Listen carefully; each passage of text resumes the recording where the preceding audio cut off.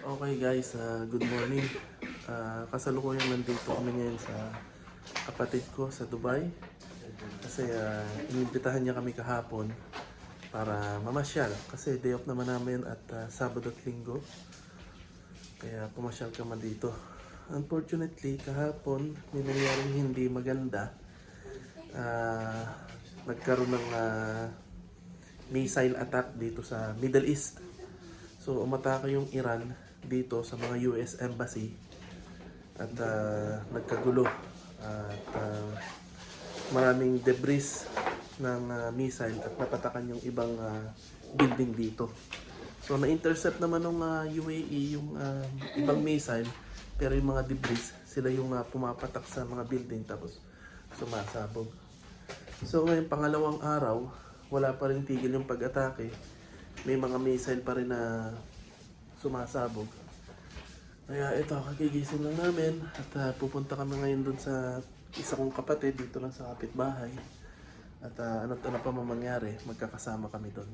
So nakakatakot at kagabi, sunod-sunod yung emergency alarm. Yung pag may alarm, yung nagbabibrate yung cellphone. Yung hazard na mag-ingat kasi may mga missile na umaatake. Kaya nakakatakot gawa ng hazard na alarm. Alam mo yun, parang yung pang national emergency. So, ayan, lahat ng tao dito nagpapanik na at saka natatakot. Kaya, ayan, tsaka labas na sa buong news. So, kami sama-sama dito at nag-pray po tayo na maging okay na yung lahat. Tumigil na po sila sa pag-atake sa UAE. Ang problema namin, yung passport ng asawa ko tsaka ni Sky, naiwan sa Abu Dhabi. Pero ang unang inatak, Abu Dhabi. So nagpasalamat kami noon kasi nakapunta kami dito sa Dubai nung umatak sa Abu Dhabi. Bali yung tiyuhin ko doon, yung kasama ko dati sa isang video, yung isang tiyuhin ko doon, mismo sa tapat ng bahay nila sumabog yung missile. Tapos katabi nila yung napatakan ng debris na sumabog din. Kaya nakakatakot, sobrang nakakatakot. So ang problema yung passport ng asawa ko at anak ko naiwan sa Abu Dhabi. Yung sa akin nadala ko. So kung ano pa mangyari, yun, wala silang passport o may passport. So hopefully tumigil na sa pag-atake yung Iran. At yun nga palang airport, close na. So wala nang biyahe kahapon pa. Close na yung airport. Yung isa kong pinsan na nagbakasyon dito, hindi sila makakauwi.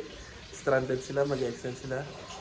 Then, yun, lahat ng mga nasa airport, papunta rito at palabas, canceled na yung flight. Sarado na airport.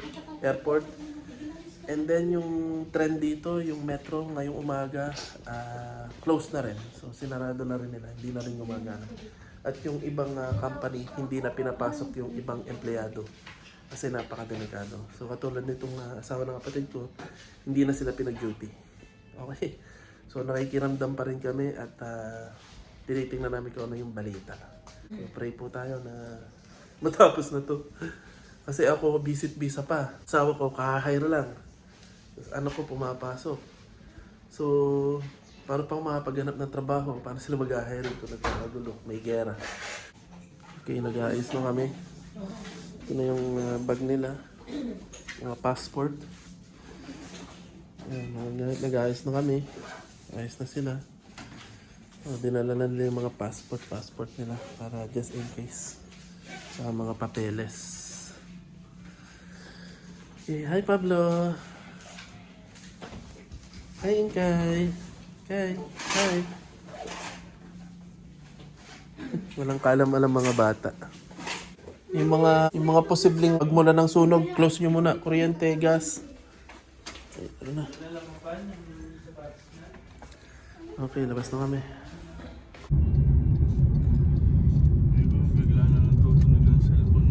Alright, papunta na kami dun sa kapatid ko sa kabila. Paglabas namin, madaming shop yung sarado. Kasi nga, ikaw ba naman, nagpadala ng hazard warning na may mga pumapatak na missile. Siyempre matatakot yung mga yan. Kaya napakatahimik talaga at maraming saradong shop. Ay, nandito na kami. Yung mga gamit.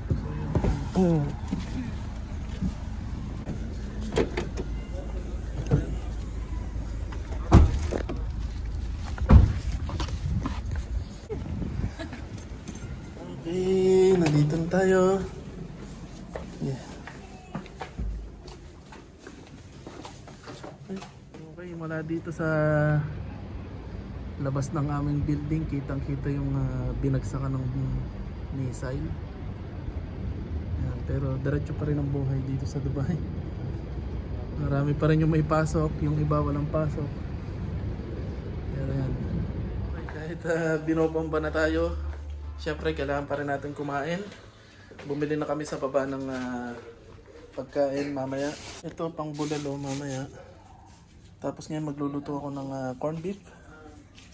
Tsaka itlog. Yan, pang umagahan. Oh, pantanghal yan. Kaya si Ariel kahapon, doon daw kami kakain sa isang restaurant. Yung tindahan ng isda, tuna.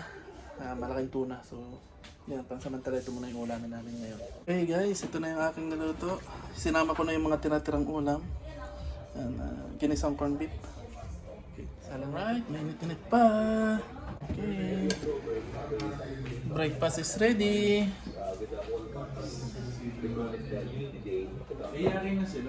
Okay, so guys, tapos na kaming kumain at kasalukuyan nandito pa rin kami sa bahay ng kapatid ko dito sa Dubai.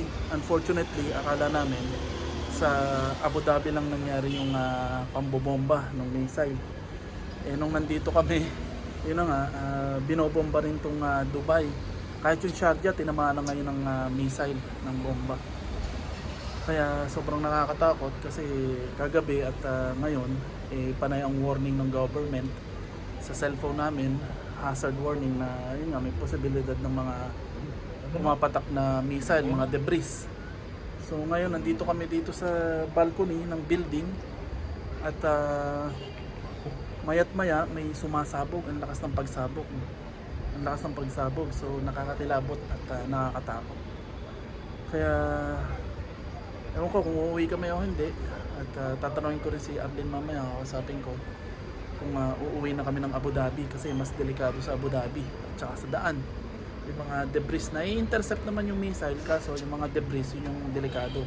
Hindi mo lang kung kailan papatak at kung saan papatak.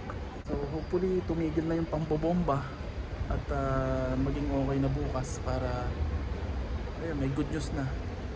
At diretso na rin yung buhay dito. Pero sa ngayon talagang nakakatakot pa rin. And marami pa rin kumpanya yung sarado at hindi nagbukas. Sarado pa rin yung airport. Wala pa rin dumadaan na aeroplano. So yun. So update ko na lang kayo sa susunod na video. So bye bye.